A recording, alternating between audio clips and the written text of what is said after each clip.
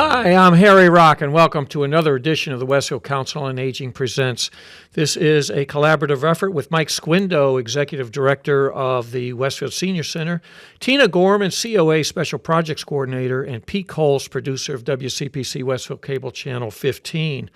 Our topic today is the importance of proper hydration and the dangers and concerns of dehydration in the body.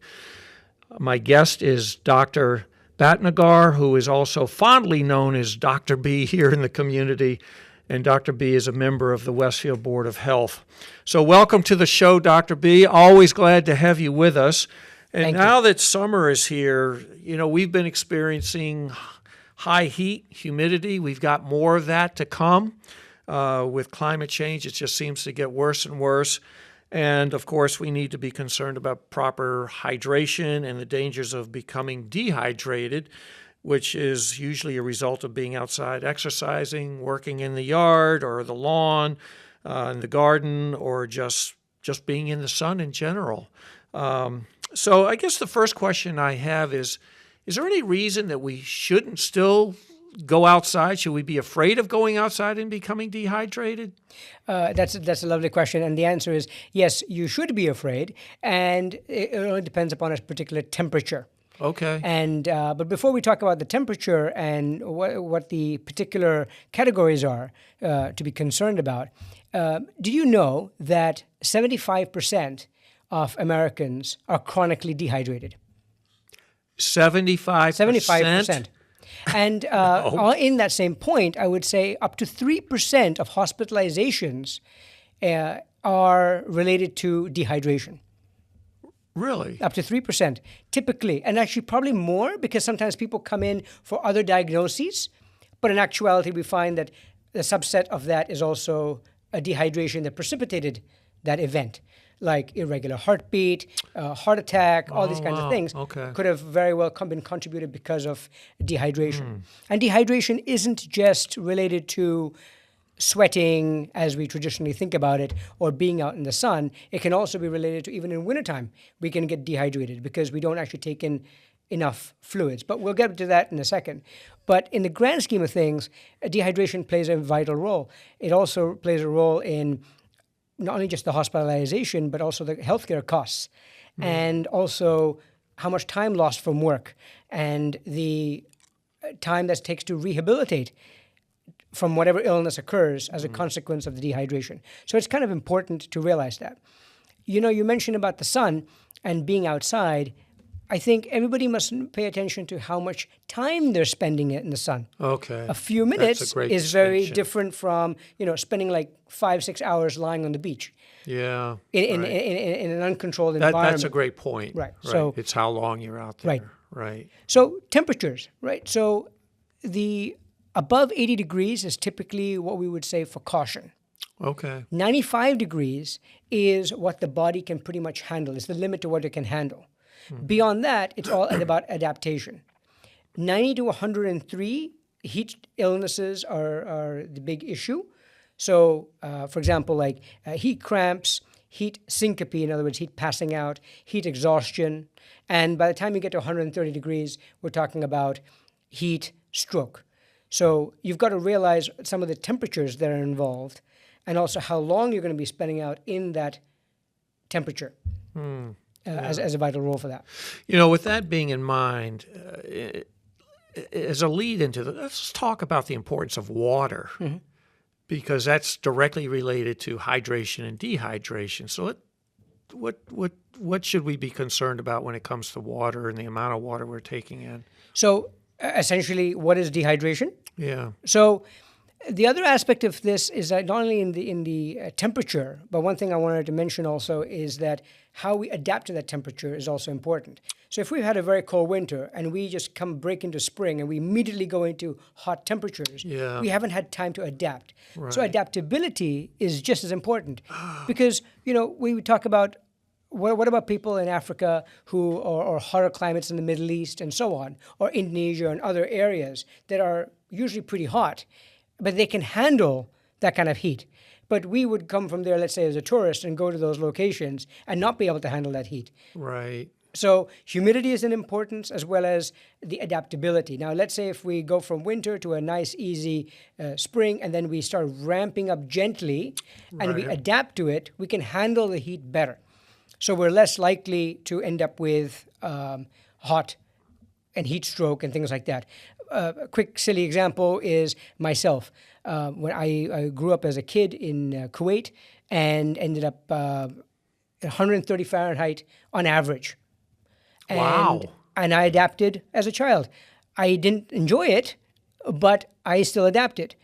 Then now, having left there and lived in Europe and the States for the next 30 years, I can't adapt to that 130 as well anymore. But when as a kid, I used to be able to because I grew up in that. Right. So it's about adaptability. But in the end, what exactly are we talking about in terms of dehydration? What exactly is dehydration? Dehydration is essentially the imbalance between fluid intake and fluid loss.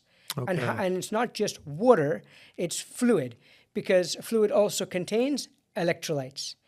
And it's really the disturbance and the balance of your water and salts, electrolytes, in other words, your fluid, that will cause an issue.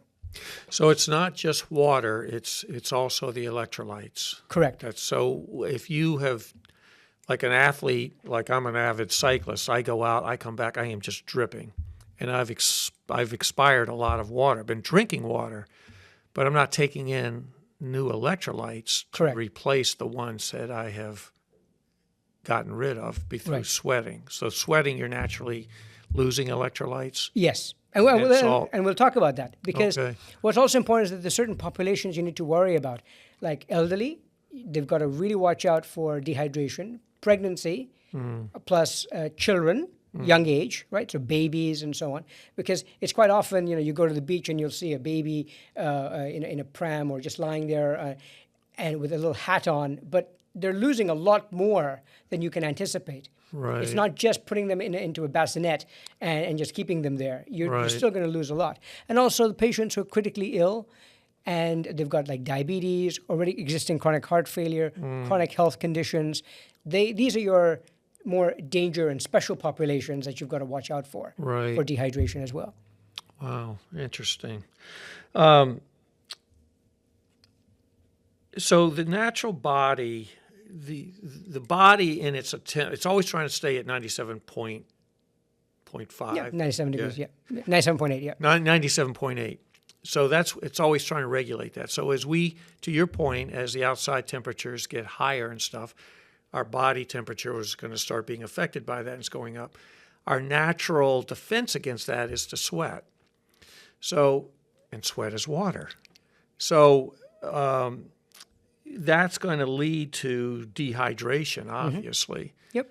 And so what do we have to do to ensure that we're keeping that in balance?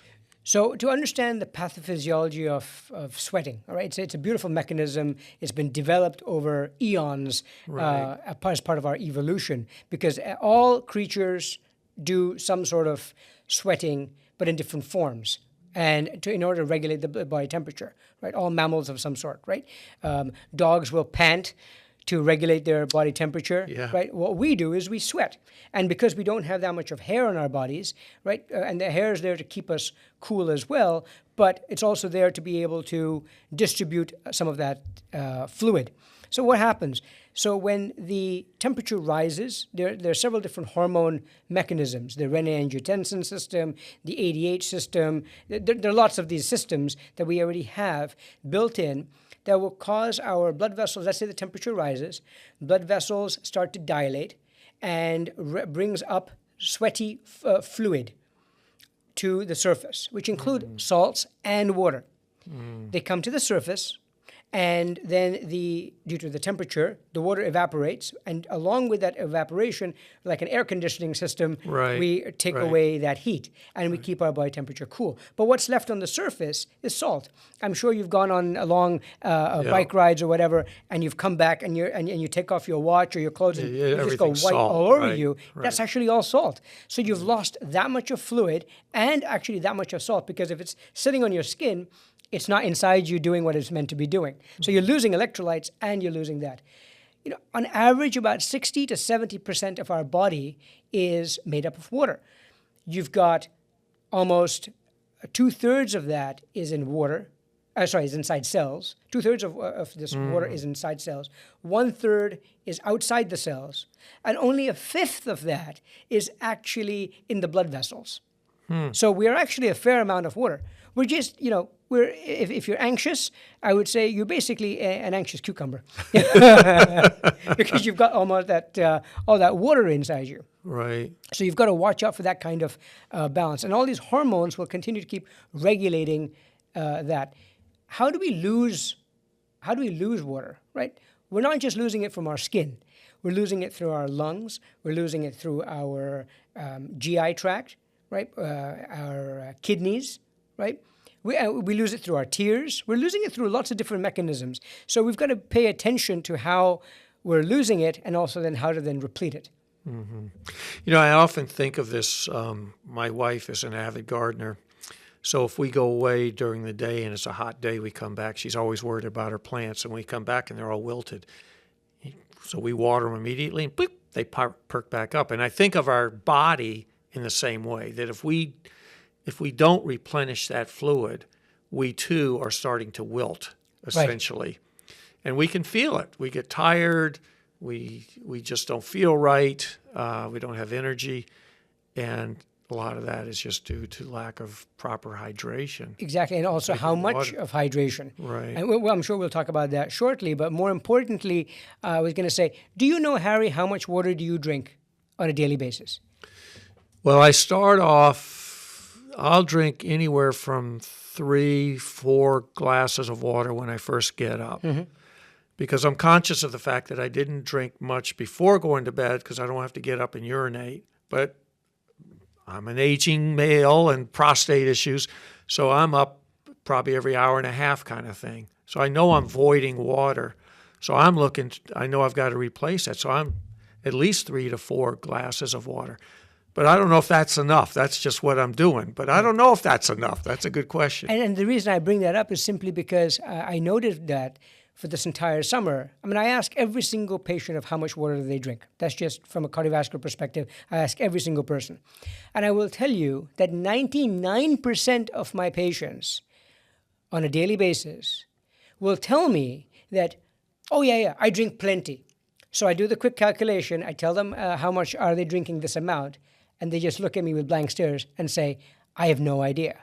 So my point being about this whole dehydration is that it's a perception that we drink a lot of fluids, but it's actual reality, we don't. Hence that number of 75% of people are actually chronically dehydrated. Right, because I am drinking throughout the day, but I'm just doing it. I drink during lunch. I'll drink fluids of some sort at dinner. But water. Evening. But water, because I was saying about water is because I'm not referring to alcohol, right. Coffee, soda, milk, juice. Okay. Pure water. And you'll be surprised how many people actually don't know how much they drink. So to that question and to that point, how much should we be drinking? So I would say typically half of your body weight in ounces of water. So if you're 100 pounds, 50 ounces should be in water. Wow. And by the pause in your statement, you're realizing in your head, you're probably thinking, that's a lot of water. I don't drink that much of water, do I? That's a lot of water. And it's all about how you drink it and so on, which we'll get into. But more importantly, that's the amount of water that one should be averaging drinking. We say 8 glasses, right? So 8 glasses of 8 ounces. And if you calculate that out, that's what, 64 ounces? Mm. Is the average person 120 ounces? 120 pounds? Mm. No.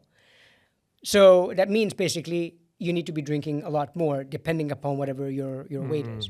But this is also, you've got to watch out for what other medical conditions do they have. If someone's got chronic like diabetes insipidus, for example, or they've got syndromes that you've got to watch out for the sodium, and the amount of salt that you have, right? You don't want to be just flooding them with water because you'll dilute their salt suddenly and cause a problem. But that's a more technical aspect of, which certain conditions you should watch out for. Mm. But on average, 50% of your body weight in ounces of water. 50% of your body weight in ounces. Got it. Got it. All right, I'll do that calculation. So whatever the poundage is, all right, just divide that by 2, and that much in ounces you should be drinking water. Okay, got it. That's a great little calculation there. Before we go any further, you caught my curiosity. We're talking about salt loss. We're talking about electrolytes. Are those the same thing, or are those two different things? So in essence, if we're talking about dehydration, I think everybody should start looking at dehydration as a little segue into salt, electrolytes, mainly sodium, even though potassium, magnesium are just as equally as important. But let's say sodium and water, because everything in the hormonal system is regulated by your amount of water and amount of salt, because all the hormones see this intracellularly and extracellularly and then navigate accordingly. So essentially there are 3 kinds of dehydration. One is isotonic dehydration. So that is basically equal amount of salt and equal amount of water is being lost. That basically means if you are, let's say, nausea and you're vomiting a lot, or diarrhea or hemorrhage, the whole amount of fluid is being removed from the body. Salt and water. So that's isotonic. And I'll tell you why these distinctions are important, because the symptoms are also equally important. And we'll go to that in a second. Then the next one is hypertonic dehydration. So that basically means you've got more water loss and less salt loss. So therefore your sodium level rises. And what happens there is that that's typically from excessive sweating, diabetes, inadequate water. So much of these bike rides which you're referring to and exercising that you would do outside, you're basically going into hypertonic state, water loss. You're losing the water more than the salt. Yeah. When you go into hypotonic dehydration, you've got excess sodium loss, but less water loss. So the sodium level actually drops. So in the hypertonic, sodium level is up, but in hypotonic, your sodium is down. So those kind of conditions are like your diuretics. People take lots of medications for this. People with chronic kidney failure, things like that. But the reason why this is also important is because you need to know what you're dealing with, because in isotonic, you've mainly got, blood pressure could be down and your heart rates are up as a compensatory mechanism of volume loss, overall volume. When you've got the hypertonic, what happens is that you've got more salt in the cell and you've got less water. And so essentially you're going to end up shrinking the cells. And that's going to cause lots of other things, for example, like confusion, seizures, coma, things like that. Hypotonic is when you're going to have more water than less salt, and then you end up having things like lethargy, cerebral edema, so in other words, brain swelling, and then you've got more complications and that can cause coma and death. So you've got to sort of know what you're dealing with, but more importantly, it's also about replenishing whatever you've lost nice and easy and slowly. It's not just suddenly just taking it all in, like a bunch of salt suddenly, or a bunch of water, gulp, gulp, gulp, not realizing what you're actually trying to equilibrate, because you could be making things worse, depending upon what condition you have. So dehydration isn't just dehydration. There's different forms of it, and how you compensate for that. That's really interesting. But for the average person, I'm not going to tell them to say, well, I need to first test my sodium, and then I'm going to test my water. I'm going to do all this. No, that's usually the extreme case when you're landing up in the emergency room. Okay. But dehydration is a preventable issue. And so the idea is that we don't get you all the way there. We teach you enough to be able to handle all your fluids through food and nutrition and hydration, electrolytes, and so on, that you don't end up in the emergency room to have to make this distinction. Right. But the idea is to replete whatever it is that you seem to be missing nice and easy and slowly, and get you where you need to be. This is very, very interesting. So let's talk about, for the common person, what are the warning signs that they're becoming dehydrated? Because there's some very basic warning signs, I believe. Is that correct? Yep. That they should be focused on, so that alerts them, hey, I need to be taking in fluids again, that I am getting dehydrated. And also thinking about what they've been doing, because if they're active and they have been sweating a lot, they need to be concerned about the fact that, yeah, I need to be drinking.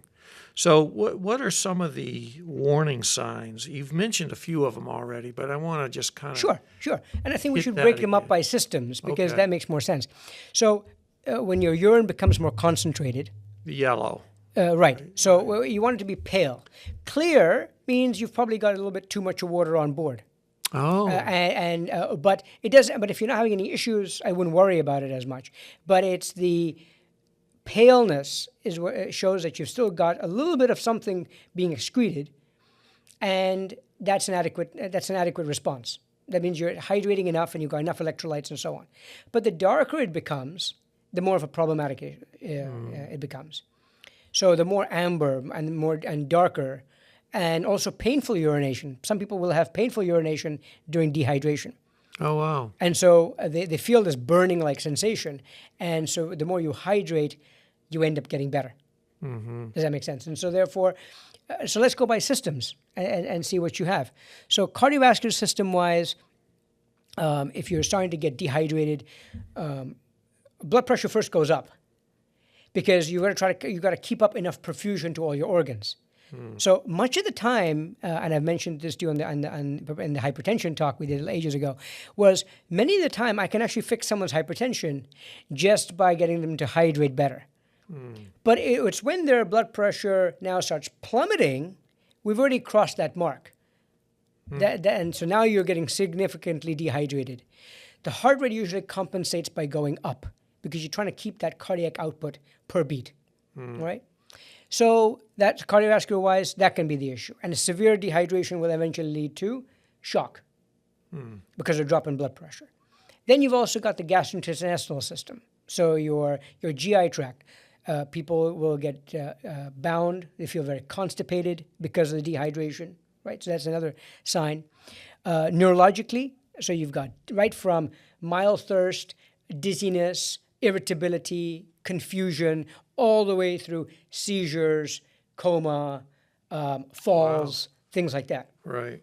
From a renal perspective, from a kidney perspective, you've also got, you've got kidney failure, kidney stones can happen, and going into chronic dehydration will lead to chronic kidney failure, right?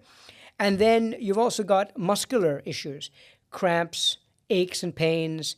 If it gets really, really bad, then people can have rhabdo, and rhabdomyolysis is another term for breakdown of muscle, to the point that it is now being excreted. The muscle is being degenerated and now being excreted out in the kidneys, and now you've got blood. Oh, wow. And actually, it's not really blood per se, it's actually the myoglobin, which you can see from the muscle that is being broken up and so on. So you've got different effects. Wow. From cardiovascular to neuro, kidney, GI, and also, dry skin, right? You can also see that. So you got your integument, your skin, and all these other bodily systems. An interesting thing that I see a lot, since it's cardiovascular, is I see patients with a lot of leg edema sometimes, in other words, leg swelling. And surprisingly enough, yes, most of the time it's because there's a actual fundamental problem, or they need more of a diuretic to get rid of that fluid. Sure. But there are a certain subset of patients who I simply tell them to actually hydrate more. And they're like, I've got leg swelling. Are you kidding me? I don't want to drink any more water. I'm going to get more swollen. And then like a month later, they're like, I don't know what you did, but next thing you know, their swelling is gone. Why? Is because dehydration, too much salt within, will now cause external fluid to be retained. And where is that fluid going to go being retained? Based on gravity, the legs. And they call gravity-dependent edema, basically leg swelling. So you actually hydrate them, you equilibrate their salt and their electrolytes and their water intake, and next thing you know, their swelling has gone away because it was the natural body's response. So always listen to the body. That's interesting. Wow. So it's contrary to what you would think naturally. Right. Don't take more fluid in. Wow.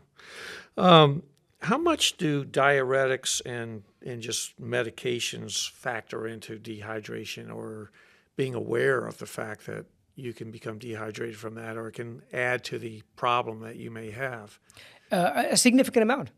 Because most of the time, if we are doing things like soda, we're doing diuretics, other medications. There are plenty of other medications that can cause you to have the diuretic effect, as well as dry you up.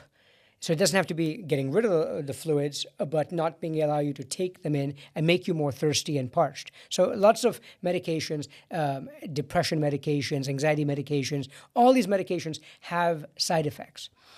And you start compounding that with alcohol, or you've got your soda, like Coca-Cola and so on, and caffeine. Now you're just making things worse and exacerbating the existing problem. And that essentially is the downfall, because it's a compounded effect as well. Wow, that's interesting. So soda, I never really thought of that as helping to lead to dehydration, or it's caffeine. Okay. And if it's not caffeine, right? If you look at the soda bottle and it says no caffeine, that's great, except it's got sugar, which is going to make you more concentrated in the bloodstream, right, in the cells. You've got either excessive amount of sodium or you've got excessive amount of sugars. Either way, you're creating the more concentrated. It's called osmolarity, and you're creating a very concentrated state. And now fluid's going to have to go and try to get rid of it, and try to bring that level down. But then you're going to start retaining fluid. From the same concept of osmosis, where you've got a plant and you just put water in the soil, it just gets sucked up because the plant inherently doesn't have enough. Right. And therefore it will then suck to re-equilibrate its salt and water balance. So we're essentially walking, talking plants. So we need water, we need salt. So people who, I don't drink coffee. My wife is an avid coffee drinker, and most people are. We're certainly a coffee-dependent country and society, I think, not just a country, but a society. So some people are having 2-3 cups of coffee in the morning to help them wake up and function and all that. That's really adding to the problem, isn't it? Right. You're already behind the 8 ball. So if you're going to be doing all those things, like caffeine, soda, alcohol, etc., I would say make sure that you're also going outside and being out there in the sun, or doing gardening, or whatever the case might be, exercising. Right. Make sure that maybe the 50% of your body weight of water is not enough. Maybe you need to increase that amount. Right. But it depends upon what your activities are doing. Also, this would apply, I would say, during wintertime, where we naturally are indoors. We think we're fine. We're regulating our body temperatures. We're okay. Well, there the dehydration actually occurs because people aren't just taking enough water in. And then we just keep drinking. Because we don't sweat in the winter as much. Right. Well, at least we do. We don't think we sweat. We don't. That's right. the point. We because, don't think because we do. we're wearing all these clothes and stuff. Right. Because sweating is not just heat related. It can be also emotional stress related. It can be during exercise, even if it's not hot outside. So the sweating mechanism continues regardless to keep our body temperature at optimal, so that all our organs work beautifully, our cells work beautifully, and at its own optimum temperature and regulation. And certainly in the winter, we see our breath, so we know that's we're expending moisture. Right. We're getting rid of moisture that way. But how often are we actually looking at that and looking at the moisture and going, I am losing water. No, I need to go drink water. We're not thinking that we're at not all. thinking that. We're thinking, it's cold out here. Yeah. I can see my breath. Yeah. So I want to talk about a lot of time people say, I got to have a beer. It's hot. I'm sweating. I'm having a beer. We go to the ballpark. We're having a beer. We're having a picnic. We're drinking beer. If I've been working out, I got to have a beer.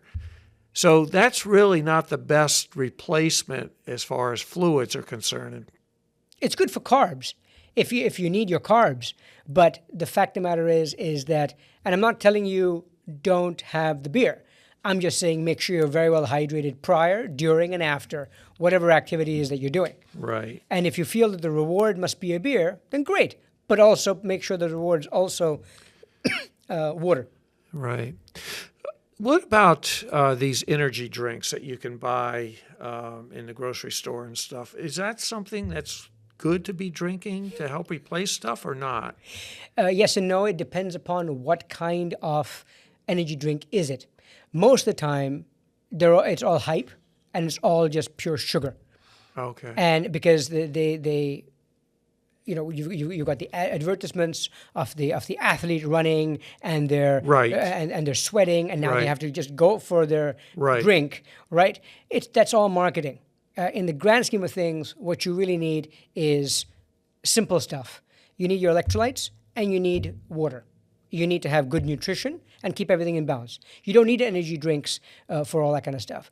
So when I go for these ultra marathons and so on, I'm not surviving only on those kinds of things. I have a little bit, but I also have things like cucumbers and carrots, watermelon, things like that. In addition to water, in addition to I make sure I replete also. I'm eating salt tablets. And also making okay. sure that I do have a little bit of an energy drink. I personally do things like liquid IV, but I don't do like the high grade energy stuff that you're seeing in the marketplace, saying, oh, you should just drink this, because the amount of sugar content and the high fructose corn syrup is so much that it actually gets you more dehydrated. And that's an interesting point, because if many of these energy drinks have got so much sugar in them, what did we just say about high sugar? It's going to make you more dehydrated. What do? You go get another bottle of the same thing. And you keep doing this. And so it's a self-fulfilling profiteering process where you're just going to keep on buying more and more of that stuff and hydrating more and more. But you're actually not hydrating. You're actually dehydrating yourself. Does that make sense? Yeah. So that's why I'm not a big proponent of these energy drinks. If you're vomiting and if you're having diarrhea, and once that settles out, you need some of that stuff to bring some of that sugar back into you, because you're half dying from being on the toilet or just throwing up in the bucket. Right. You need some sort of electrolytes back in again. But there are plenty of other products out there that you can use to be able to replete yourself. Something as simple as lemon, water, a few teaspoons of sugar, and put in a tiny bit of ginger for taste. That is simple, and salt, and put a few teaspoons of salt. That's a simple cocktail. You don't need to go out and buy any high expensive energy drinks.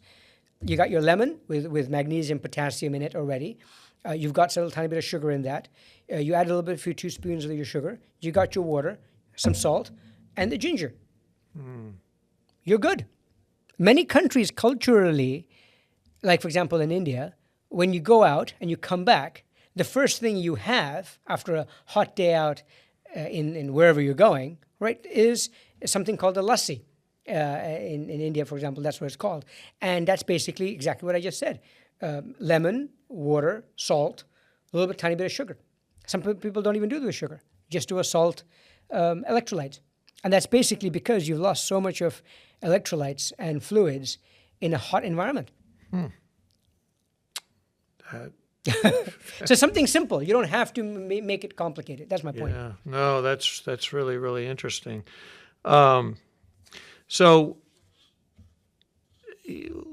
for people, I want to kind of keep it simple here for people to be thinking about how throughout their daily activity, how do they stay properly hydrated? Should they be carrying a water bottle with them? How much, we've talked about how much water they should be doing. But when we talk about divide your weight in half, and that's the number of ounces of water we should be drinking, we're spreading that out through the day. It's not concentrated all in the morning or just at lunch or just at dinner. That's got to be spread throughout the day. And And I liked, you talked about hydrating foods, and I was doing some research on this, and I hadn't honestly thought about that, and you've just listed them right off. And, the things I saw online, watermelon, strawberries. You mentioned cucumbers. Mm-hmm. That's 95% water, which surprised the heck out of me. I didn't realize that. But then to your point also is really watching what you're drinking for diuretic beverages, coffee, the caffeinated soda, alcohol and stuff. But people should really be thinking about that to get them through their daily activity. Right. So in addition to that, so I would say, you mentioned caffeine, I would say also decaf is not as caffeine-free as one would think. Oh, really? So you can also take decaf and go to the bathroom and keep on urinating. So decaf, maybe less so than real caffeine, but decaf can also dehydrate you. Okay. So I would just put that into the lump of soda, caffeinated products, alcohol, even juices, things like that. So if you're going to avoid some of these things, great, or limit them, fine. But now what are we going to do in terms of hydration? So if you sip all day long, pretend your water is wine, and you just sip all day long, you'll tank yourself up better. The best example I will give you is imagine yourself as a toilet water tank. Okay. And once you've flushed and the whole thing is depleted, right? Now, what do you see when you look down into that tank? It just repletes ever so slowly all the way to the top. Right. Imagine what would have happened if you suddenly poured a bunch of water into it and filled up the tank. The whole thing is going to just overflood, right? Yeah. But if you just sip all day long, you're going to be like that water tank and fill yourself up. More importantly, people don't want to do that because they feel, as I hear from many patients, oh, I can't drink that much of water. I'm going to be urinating all night long. Like, no, you won't. If you do it slowly and you sip the water all day long and you get yourself properly tanked up, you're going to go to the bathroom less than you think, and you won't get yourself dehydrated. If you just keep gulping the water and said, oh, Dr. Bhatnagar said I got to do this much, and it's like already 7 o'clock, I got to hurry up and catch up on all my water for the day, you're going to be up all night urinating. And what happens is that the more you urinate, the more dehydrated you become, the more thirsty you become, the more you need to go drink water. It's a self-fulfilling prophecy. But if you tank yourself up nice and easy, your blood pressures remain stable, your heart rates remain stable, your kidneys do their right jobs, you urinate at the right times, but you don't have to keep on going to the bathroom, and you don't dehydrate yourself as well. And your cells are properly nourished. And the other thing is, for people who are afraid of urinating at nighttime and getting up in the night to go, finish all your water by, let's say, 7 p.m. You've got all day from the time you get up to 7 p.m. to sip, sip, sip. And once you're done, you end up then urinating, and then you can go to bed and then not have to wake up all night long. Now, granted, people sometimes do wake up because of other issues, prostate problems or urinary incontinence or whatever the case is. But that's another medical diagnosis and an issue that is upsetting the balance. The natural balance is if you hydrate completely, you're going to be fine. One of the things that I've always thought about in drinking, to your point, and I'm really interested to hear the sip, sip, sip. I love that, sip all day long. And it makes a lot of sense because in my mind, I often thought about the fact if I'm drinking too much all at once, the body can't absorb all that. The cells don't have the ability to absorb all that right away. So it's now going to naturally void itself, and so that's when we have to urinate. Whereas if you're sipping, you're taking in small amounts, and you're giving your body a chance to absorb that, so that you're not expelling all of that fluid that you've taken in. I took in a lot of fluid, but the body can't absorb it all, so now it's got to get rid of it. So that analogy of just sip, sip, sip, giving your body really a chance to absorb it, is far more effective, quite frankly, over the long run. Right. And also on that same point, at nighttime, if try to avoid things like alcohol, caffeine, and soda, that's going with the meal, that's going to end up making you dehydrated and get you to need to drink more water anyway. Right. And the other thing about the sipping is there was a old trick that and I don't drink any alcohol, but my medical school classmate, he would always drink a significant amount of alcohol, but he would never get drunk. And I asked him that what his secret was. He said, for every sip of alcohol, I drink 2 sips of water. And I'm like, okay, that's interesting. And I watched him for years. We would go out and whatnot, and I'm just sitting him drink, and he would not get drunk because he was also at the same time diluting and keeping himself hydrated.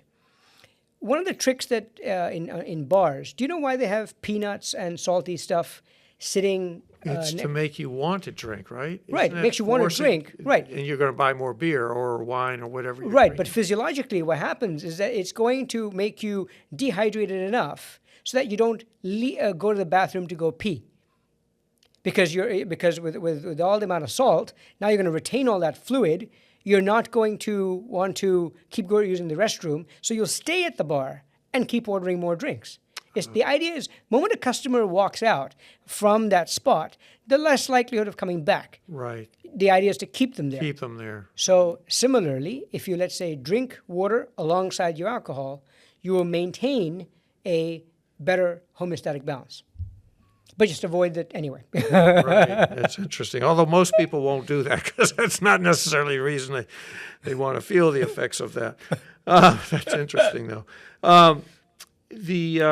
Are there, for replacing electrolytes, potassium, the other chemicals that sodium you've been talking about, are there fluids or natural drinks in the grocery store that we should be buying to drink to replace those? So if you're, let's say, an athlete who's avidly losing all this all the time because you're always out there in the sun training and so on, all right, yes, there are packets of electrolytes that you can just take, put it into just pure electrolytes. Okay. And you can just put them into your water, Put it in shake your it up and have it, versus having a sugary drink. Okay. If you need to have some kind of sugar because you are exhausted and you don't want to bunk on your training, all right, then have a banana, for example. Banana's got potassium, magnesium, and sugar. Okay. If you don't like that, there are plenty of other fruits that have enough water and electrolytes in them. So like oranges, watermelon, those are really good. You've got cantaloupes. Strawberries are really beneficial as well. You can do veggies. There are lots of veggies, like cucumbers and carrots, celery, bell peppers. Huh. They all have a lot of very good nutritional value because they've got a lot of water in them. Blueberries. Yeah, it's so I love this because these are everything. I was online kind of prepping for this interview, and I was finding a lot of those things. They were talking about milk, so I'm going to rattle off the ones that I found, and you tell me if any of them are off base, but this is what I was seeing online. Milk, orange juice, oatmeal, rice because it absorbs a lot of water, so does oatmeal, pickles, tomatoes, you mentioned apples, oranges, pineapple, salads, blueberries, applesauce. Yep. Which, that's Yep. very It depends, wide. Balls. Just make sure that you're looking at the right company for them. Okay. Because some of these companies are just so highly concentrated with applesauce. And I don't want someone to get the idea that applesauce is the way to go for every time they are feeling dehydrated. Right. You're exercising and doing something significant, then fine, you can have applesauce, but have something else in addition. Right. Because that stuff is very concentrated. And what we're designed to do is be able to have the fiber part of it. Right. If you look at an apple juice, the amount of apples that are needed to be able to create a concentrate of an apple juice carton, that's a lot of sugar. Okay. And explains why kids sometimes go bonkers when you go to a birthday party and all they all have is apple juice. Right. They get more thirsty. They get more and more hyper because there's a lot of sugar in that. Yeah. They're not hydrating properly. We were not designed to have 20 apples in a carton of juice, right? Yeah. Right. Right. So for the general person, the general senior that's out there working in the garden or out in the yard, or they've been taking a walk and it's really warm out, and they're feeling like, boy, I've really been sweating and I really need to rehydrate. What should they do? What is the best thing that they can do immediately to hydrate? I mean, I think it's a lot of what we've been talking about, which is taking in water, but don't take in a lot of water all at once. Right. But just a regular amount of water? Right. So if they've been, let's say you know that you're going to be going out for some gardening, right? It's not just a spontaneous decision. Let's say you know you're going to exercise for a certain period of time. You know you're going out in the garden for a certain period of time. You're going outside, taking a walk. Some typical precautions, right? For me, I'm follicularly challenged, so I prefer to have a hat on. Yeah, all right, right. exactly. So have a hat on. I always have my hat on. That keeps the temperature down a little bit. All right. So it's not, like I said, it's not just hydration. It's all about keeping your temperature control. So hydration is really all about temperature control. Right. In addition, and we'll go into that too. But it's more about temperature control. So keeping your temperature down with hat, making sure you're in the shade now and then. All right. If you're feeling funny, come back inside, listening to your body, right? Coming back inside, cooling down, putting on a fan on, bring your body temperature down. These things will already start helping with the dehydration. Now you start drinking a little bit more water. If you're really feeling like, okay, you know what, I missed the boat here and I'm going into dehydration mode, right? The urine is getting dark, I'm feeling lightheaded, so on. Sit down, cool your body temperature, start having some of these fruits we talked about, these vegetables that we talked about. You can have electrolytes, add that to the water, and then do. But more importantly, prevention is better than cure.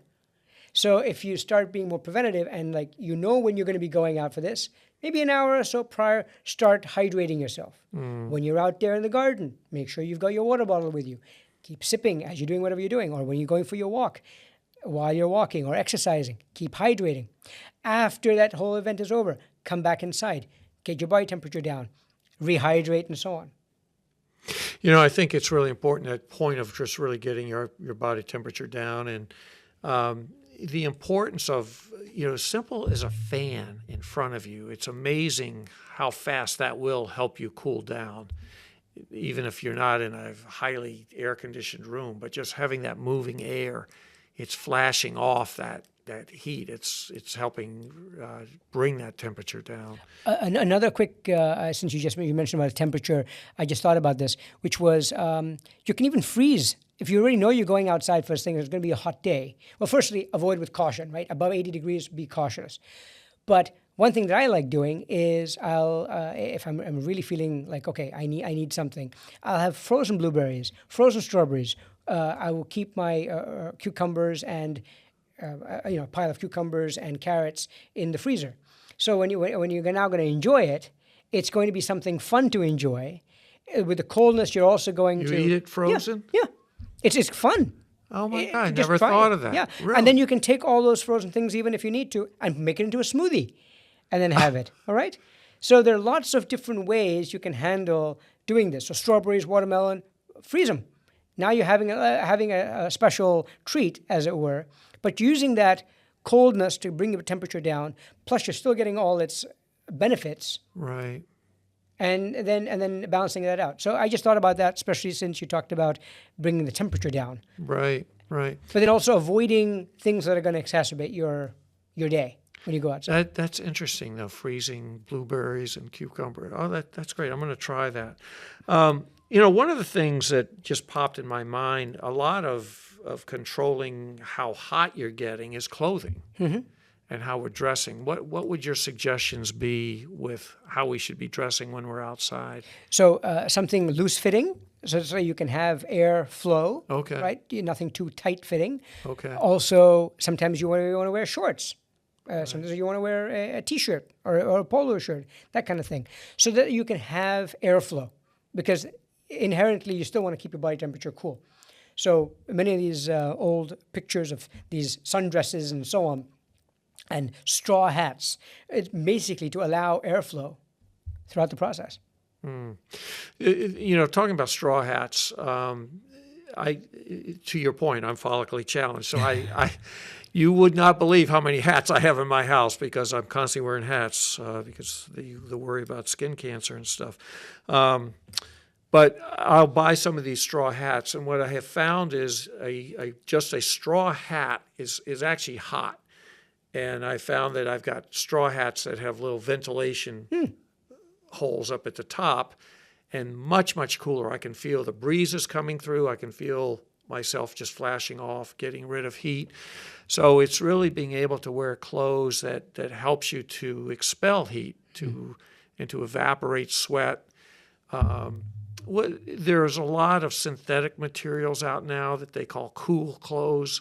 Instead of wearing cotton, which absorbs moisture, these synthetic materials that just help flash away or remove heat. Do you believe in those? Are those effective? I have those, and I use them for certain kinds of exercises and things like that, so they do work. Right. Yep. Wow. But I think really being careful about what they're wearing and stuff is true. And to your point about shorts, I love shorts in the summertime and short sleeve shirts. I'm wearing short sleeves right now. And to your point, it's just naturally, you are too, it just naturally keeps us cooler because the skin that heat isn't being trapped in there. It's having the ability to get to breathe. Right. Yeah. And the key in all of this is also realizing that dehydration is completely preventable and treatable. And if we listen to our body and we're literally like present with what's really going on, and we make sure we're hydrating pre, during, and after, and maintain the adequate amount of fluid intake, we should be good. Barring anything else that will disturb the equation. You and I have spoken about this. For me, it's all about an equation. And I try to find where the imbalance is and try to correct it on the other side. So the dehydration is really either you've got a fluid loss or not enough fluid anyway that you're taking in. So fluid again. I'm not saying water. Right. It's fluid meaning electrolytes and the water. So to that point, and again, to kind of keep our target audience in mind here. So for the senior population, when people are going out to work in the garden or in the yard and they've got their water bottle, should they be putting electrolytes in that water or not? Is that not as necessary unless they're an athlete, there's extreme sweating going on and you're really expelling salt and electrolytes?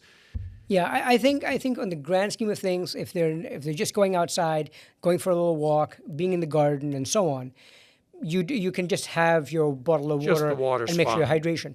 If you would like, I put lemon in my water bottle regularly, especially when in the heat time. So I just chop up a lemon in the morning, squeeze that into my 40-ounce water bottle, and I have 2 of those, and I roam around. And with what's that. the lemon have in it? Magnesium, potassium. It's got a tiny amount of sugar in it, which is natural, and lemons are really good for us anyway, from a immune standpoint and bodybuilding standpoint. This is a great tip, everybody. Get your lemons. Get your lemons.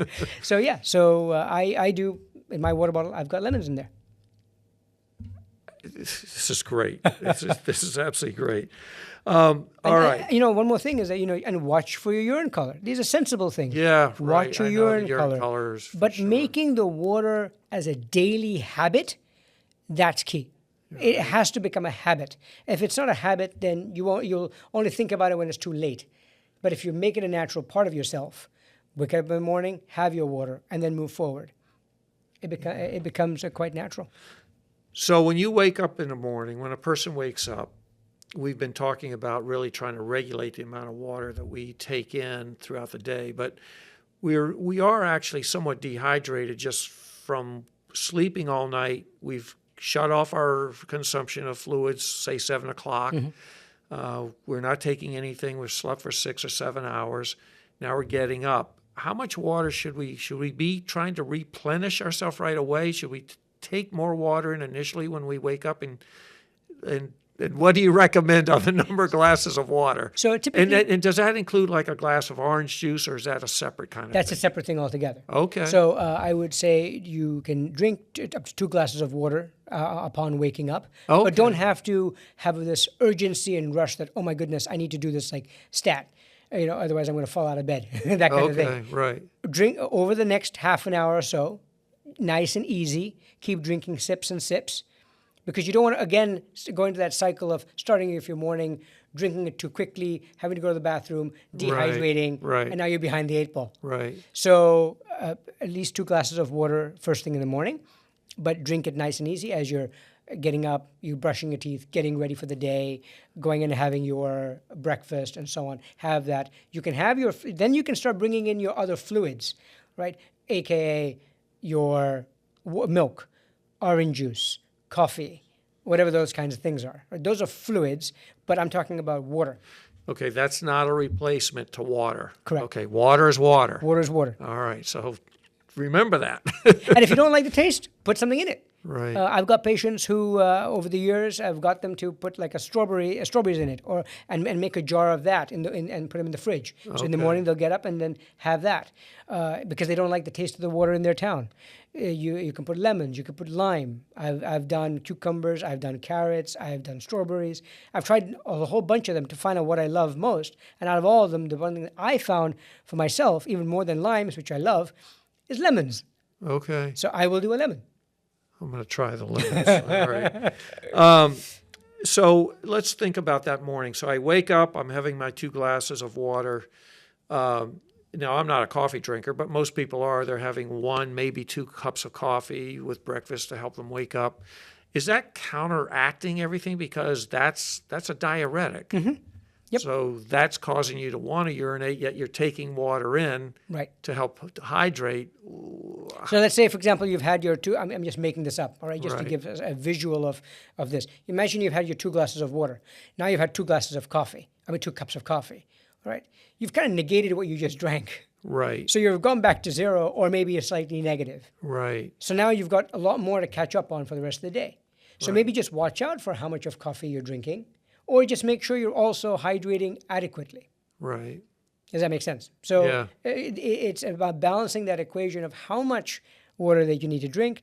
And if I'm saying, okay, well, 50%, but you're also going to do 50% of your body weight in coffee, you're really in the hole. Right. And there are people who will tell me, I ask them, how much water do you drink? They go, well, yeah, I just drink a pot of coffee a day. No, I asked you water. Yeah, you drink a pot of coffee a day. There's water in that. No, it's not. That's fluids. Your caffeine is now putting you more and more into a dehydrated state. Right. And then we're talking about, okay, why are you having all these symptoms? Right. So again, as we start to wrap up here, this has really been interesting. So I think that what people need to think about is how they dress so that they're staying cool and they're not naturally sweating. The time of day they're outside, trying to avoid the really hot temperatures so that they're not out working in the garden or in the yard when it's 85, 90, 95 degrees. We've got that coming soon. This equation of take your body weight. So I'm going to make sure I've got this right. So let's say I weigh 200 pounds.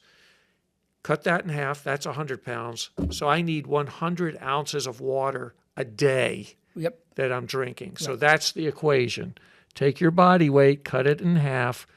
That's the number of ounces of water, not fluids, water that you need to be drinking. And that's a really important equation.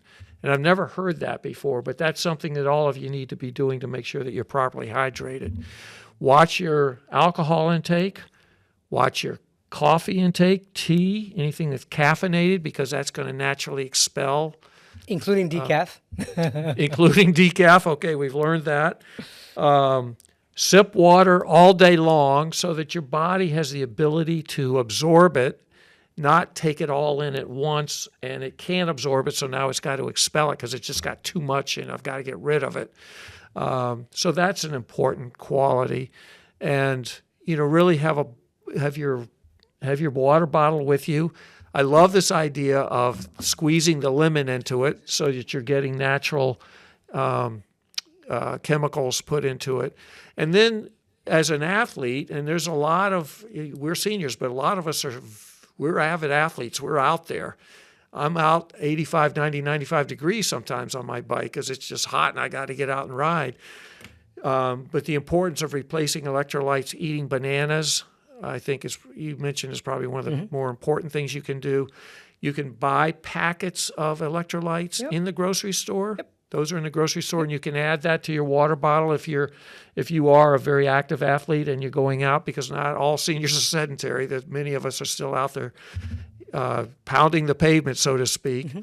And the different foods that you can eat that contain water. So this constant idea of always hydrating, but a lot of the vegetables that we've talked about, fruits, watermelon, strawberries, cucumbers, tomatoes, all oatmeal, rice, they all contain water. So think about the kinds of things you are consuming that also the body is absorbing water through that. These are great tips.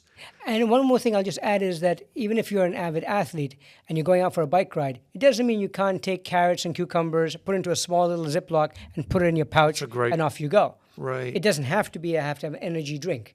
Look for other sources of stuff that you can carry with you. Right. You can even pack some watermelon and put it into a Ziploc and have that.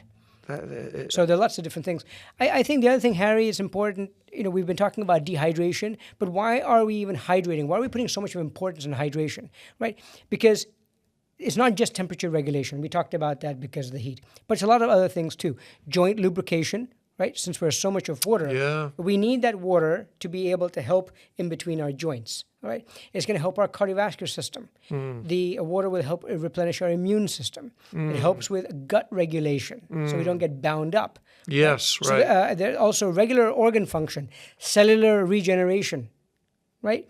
All these things are important for why we need to have the water. Plus also, it reduces fatigue. It improves our memory, helps our concentration, helps our mood. So it's not just, okay, we've got the dehydration and we've got to avoid it and watch it out, but we've also got to stay hydrated because there are beautiful benefits of staying hydrated. And that's the other part of this equation. Why do we need to hydrate? Points. Right. Building your immune system, building your memory, building your nervous system, bathing yourself in water, bathing your cells in water to be able for them to function at their most optimal possible forms. Yeah, really, really interesting. We have covered a lot of ground here, I have to tell you. Is there anything else, as I'm kind of looking at, we're at the hour mark here, anything else that we should be talking about or mentioning? Or I think that for the general person, we've given them enough to really help educate themselves and be thinking about what your current practices are on the ingesting of fluids and taking in water and what they really should be. Right. And if you have any questions, talk to your healthcare provider and to get more information. But most importantly, I think I would like to emphasize that dehydration is preventable and treatable. And most of the time, right, barring any actual medical illness or whatever, most of the time, we are the cause of our own dehydration. Yeah. We don't take enough fluids in, or we're losing too much of fluids without understanding where to go from there. So the more present we are, the more habitual we can become of drinking that water on a regular basis. Well, Dr. B. Got my water bottle right here. He does. And every time you come on this show, you've got that water bottle. It's a big one, too. Well, Dr. B. from the Westfield Board of Health, thank you so much for being on the show. Once again, thank you for having me. You are a wealth of information. I'm always fascinated to listen to you, and I always learn a lot when I walk out of here with you. And I hope that all of you out there have done the same thing. So take a lot of these tips and really think about what your daily practices are. And you may be right on the right path already, but if you aren't, you need to make some adjustments just to make sure that you're keeping your body strong and keeping yourself properly hydrated and really healthy. Don't forget that this program does rebroadcast every Tuesday and Thursday through the month at 2:45. So if you want to watch it again, you can do so. It is also saved as a YouTube link, and you can find that on our YouTube channel through the Westfield Senior Center, Council on Aging. And if you need help with that, just call Tina Gorman or contact the Senior Center, and they've got the listing of where those YouTube links are. Special thanks to Pete Coles, our WCPC Westfield Cable Channel 15 producer and manager, for his help and support to make this show possible. And on behalf of Pete Coles, Mike Squindo, and Tina Gorman, I'm Harry Rock. This has been another edition of the Westfield Council on Aging Presents. Thanks for tuning in. Have a great day. We'll see you on the next show.